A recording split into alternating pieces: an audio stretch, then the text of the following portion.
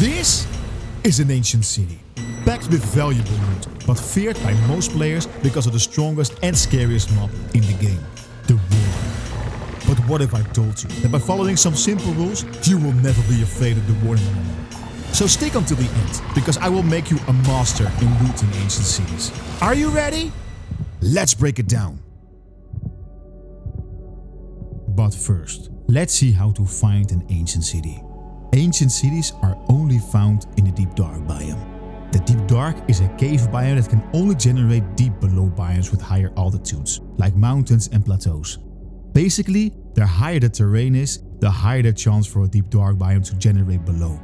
You can instantly recognize the Deep Dark biome by the Sculk blocks that are spread around all over these caves, including Sculk sensors, Sculk Shriekers and Sculk catalysts, but we will cover those in a minute. But if you are a bit lazy, you can go to chunkbase.com, select your seat in your game version and you will see all the ancient cities in your world.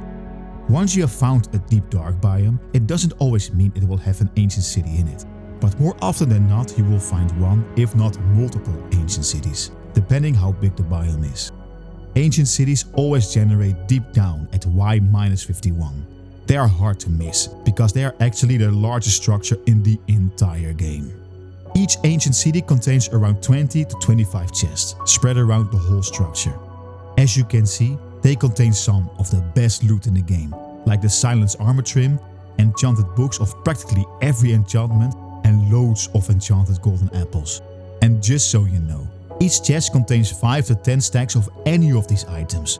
So, in theory, you can find a chest with 10 enchanted golden apples inside. Now that is a bit unlikely, but after looting all chests, you usually walk out with 3 to 5 enchanted golden apples, which makes ancient cities the best structures to fight dozens of god apples. The Swift Sneak enchantment can only be found in this place. It makes you sneak faster, at level 3 almost as fast as running, which is very useful when sneaking around the ancient city. So if you have an anvil already, you should take it with you, so you can apply it on your leggings when you find these enchantments in one of the chests. But as you can see here, this structure is huge, and you can easily lose track of which chests you've already looted and which ones not. Each ancient city is a little different, but they have a lot of things in common. They all have this big portal-like structure in the middle in the shape of a warden's head. In front of it lies a big path with pillars on the sides, which is called the entrance. Then there are various small structures spread around. These can all be different and in different locations inside each ancient city, but they are all somewhat connected by these corridor pathways. All these pathways have a floor made of wool blocks. To make sure you don't miss any chest, just start at the entrance and follow these pathways. You will find several small structures around these pathways that can contain a chest. When you are done with the first pathway, you just continue to the next one and do the same thing until you made a full circle. There are 2 chests that have different loot than the rest. The first one is a chest in the center, but not all ancient cities have one. It only contains a golden apple. Nice to have of course, but actually it has a secret use. If you take that golden apple, go down here and eat it right in front of this wall, a secret door will open after some seconds. This room has some redstone contraptions inside. It contains nothing valuable though. It's meant to teach you a bit how redstone circuits work. Nothing spectacular, but still pretty cool. You don't have to use the apple from that chest by the way, and you don't even need to have a center with this chest. If you just eat anything in that same spot, the door will always open. Then there is another chest that also has different loot, which is this small room made of ice. You can get inside through this trapdoor.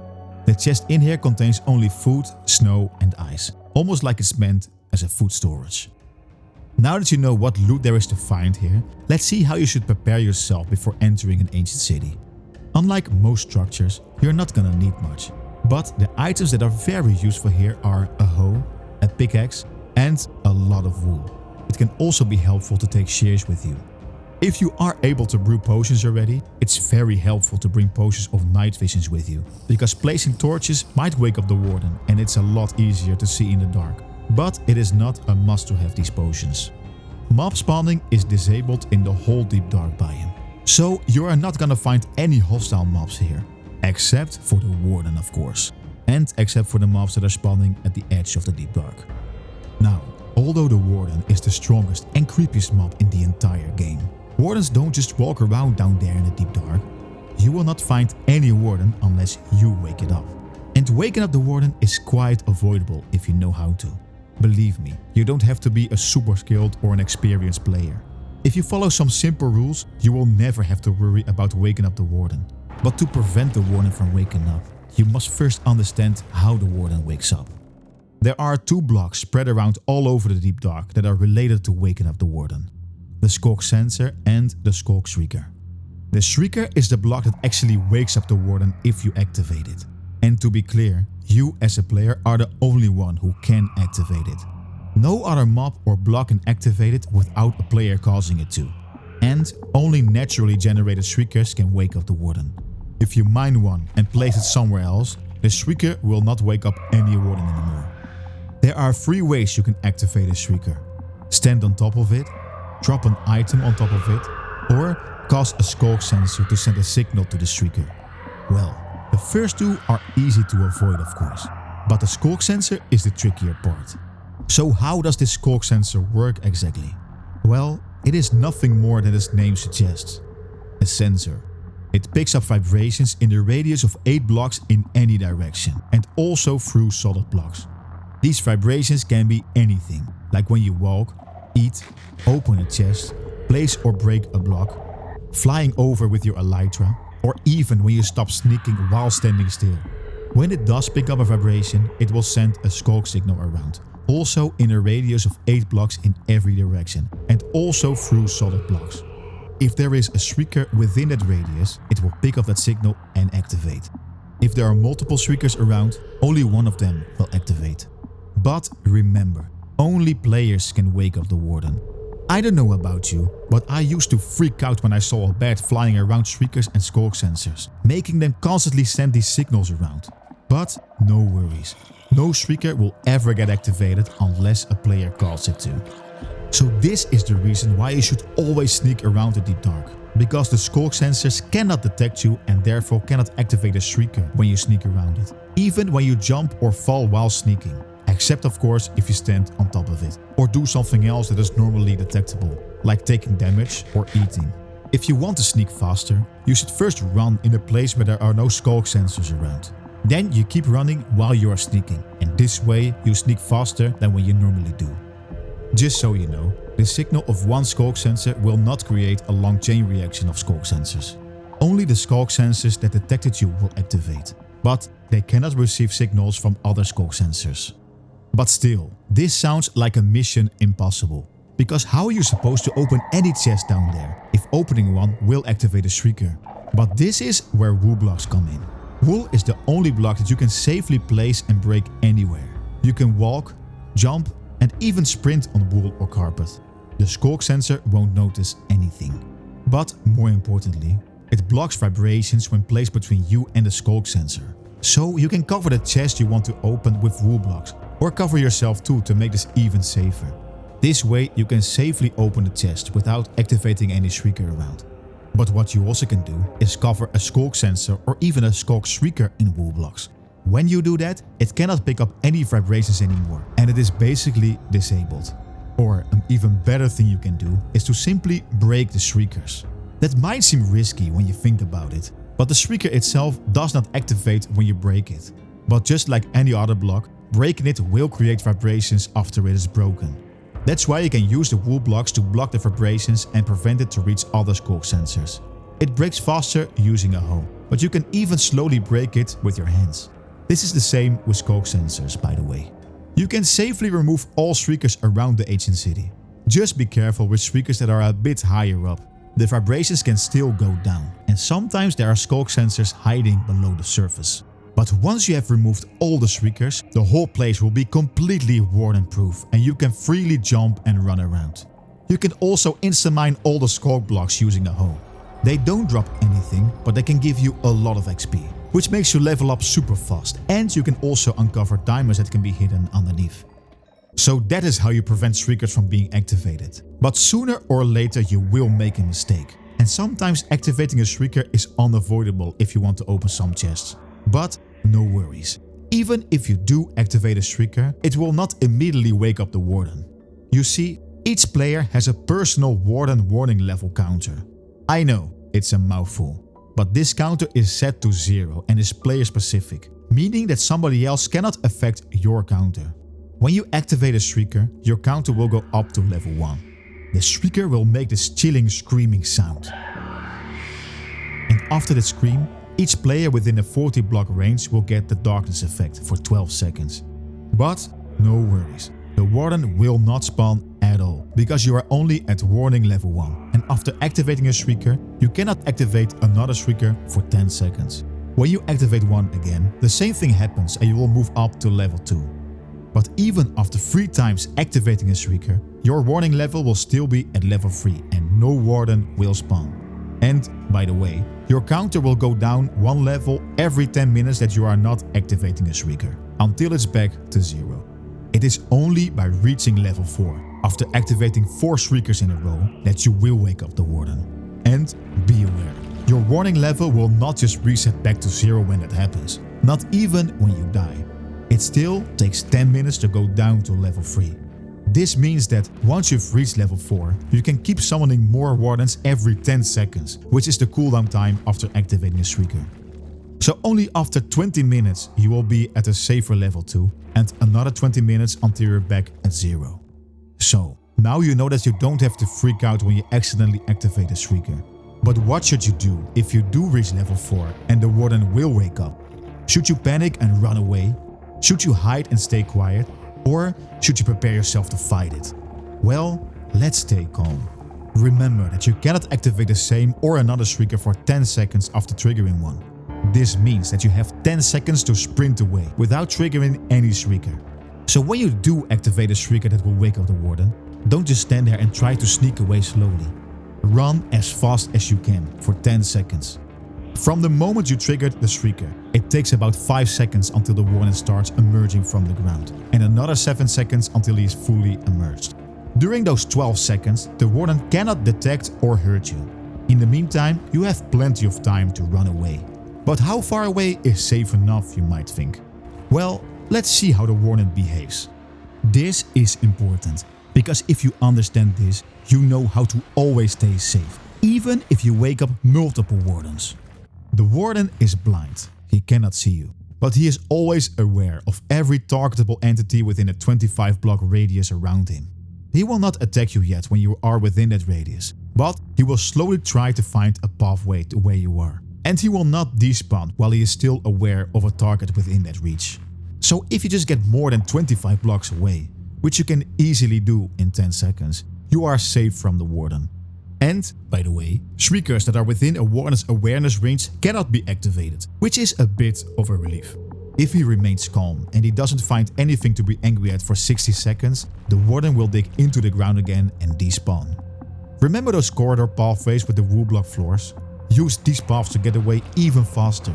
Once you reach one, you can continue running away as far as you want without creating any vibrations and take even more distance from the Warden to feel even safer. There's always one close to you, so make good use of that. But what should you do if you triggered a Shrieker and you somehow couldn't get away fast enough before he emerged? After all, the Warden gives you the darkness effect, which can make it hard to see anything at all. But for the Warden to attack you, he first needs to get angry with you. Now, although he will look for you when you are within a 25 block radius, just being there doesn't make him angry at all. And without being angry, the Warden won't hurt you. But as you might expect, the Warden has a short temper, and he can easily get angry with you by feeling vibrations you make and even by smelling you. Here is how that works. The Warden has an anger counter for each specific target around him, starting at 0 and with a maximum of 150. But at the same time, his anger level decreases by 1 for every second you are not making him angrier, until it is back to 0. But although 150 is the maximum, the Warden already starts to chase and attack you at anger level 80. You will add 35 points to his anger counter every 2 seconds that you make a vibration. This means that you reach enough anger for him to attack and chase you when you are walking around him for 6 seconds. And of course, touching or hitting the Warden is not a good idea, because that will add 100 points to his anger. But the good thing is that his vibration detect range is 15 blocks, which is 10 blocks less than his target awareness range that we were talking about before. So, when you are walking 16 blocks away, the Warden will still try to find you, but you are not making him angry anymore. But simply sneaking and avoiding to touch the Warden would be too easy, of course. That's why, if he knows you are around, but you are not making any vibrations, he will sniff and try to smell you. While he is sniffing, he cannot move. His smell detect range is only 6 blocks horizontally, but 20 blocks vertically. So it's always safer to walk away from him, not to pile up, because each time he does smell you, he also adds 35 points to his anger counter. The good thing is that he cannot smell as often as detecting vibrations. It takes 4 seconds for him to sniff, and he can only sniff again 5 to 10 seconds after he is done sniffing, which means you have roughly 10 seconds between each sniff. Something else you can do to distract the Warden is by making him angry at something else. For example, you can place 2 observers in front of each other with a trapdoor behind them. The moving trapdoors will make the Warden angry and he will go there instead of chasing you. But Wardens prefer to chase players, even if they are angrier with something else. So this can be dangerous in some situations. You can also throw a snowball or shoot an arrow away from you to distract the Warden. But only do this when he is getting dangerously close to you. Because although it can distract him if he is not too angry yet, you are actually making him more angry with you at the same time, since he can feel that you threw it. So distracting the Warden is an option, but avoiding him is always safer. But now, what should you do if you made the Warden angry enough to attack you? Well, to be honest, getting out alive is suddenly not so easy anymore, but it is certainly still possible. You see, the Warden is super overpowered, with a total health of 250 hearts. And although he's 3 blocks tall, he can fit through narrow spaces of 1 block wide, allowing him to chase you through narrow spaces. He is also immune to fire and lava damage. His main attack is to hit you, which already deals 15 hearts of damage in normal difficulty or 22.5 hearts on hard mode. You are dead in 2 hits wearing diamond armor in normal difficulty and even just 3 hits wearing full protection 4 netherite armor in hard mode. The Warden can run as fast as you can sprint. So to get away, only sprinting while jumping will make you a little faster than him, while you are probably waking up more Wardens along the way, of course. But even if you outrun the Warden, your problems are far from over. Because if he cannot hit you, he switches to his ranged attack, a sonic boom, which he can do every 5 seconds. This ranged attack is super overpowered. If you are within his reach, which is 14 blocks horizontally or 20 blocks vertically, this attack will always hit you, no matter where you are standing. The sonic boom goes straight through solid blocks and ignores all armor and armor enchantments. So no matter what armor you have, just 2 hits of these sonic booms will kill you on normal difficulty. The only thing that can reduce the damage to this attack is the resistance effect, which you can actually get by eating an enchanted golden apple, which you've hopefully found already in one of the chests. You can also brew and take a potion of the Turtle Master with you. It will reduce damage by 60 to 90%, but it will also make you 60 to 90% slower, which is not exactly a good thing while trying to flee from the Warden. But the conclusion of what to do if the Warden attacks you is simple. Prevent it from happening in the first place, which is not that hard as you know by now. But if it does happen, run away as fast as you can, using the wool block pathways. And eat an enchanted golden apple if you can. While he is chasing and even attacking you, running on wool blocks will prevent you from making more vibrations. When you've reached his anger level 80, the Warden won't immediately attack you. He will first stop, make a loud roar and then add another 20 anger to your counter. So you must try to keep running these pathways for at least 20 seconds and a maximum of 70 seconds if you are not creating any vibrations anymore, until the counter is back below 80. So as you know by now, trying to fight the Warden is pointless. But what if you are in for a major challenge to kill the Warden, just as a personal achievement? Is that even possible? Well, although the Warden is almost unkillable, there are actually some ways to easily kill the Warden safely. The first one is by using a bow. When you wake up the Warden, simply pile up high enough so you can be sure his sonic boom attack cannot reach you. So let's say 23 blocks higher than the highest point where the Warden can stand. Then you just start shooting the Warden. If you are out of his ranged reach, he cannot attack you back. You will need around 54 arrows when using a normal bow. Another way to kill it is to simply trap and suffocate the Warden while he is emerging. The Warden spawns somewhere within 11 blocks around the Shrieker that activated it. So after you've activated the Shrieker, look around for where you can see the Warden emerging. Normally, the Warden has a hitbox of 3 blocks high, but during the 7 seconds that the Warden is emerging from the ground, it has a hitbox of only 1 block above the ground. This means that you can place blocks above him while he is emerging. So when you see him emerging, quickly place a block on all 4 sides of the Warden. Then pile up 2 more blocks on one side. And lastly, place another block to the side of this pile, above the Warden.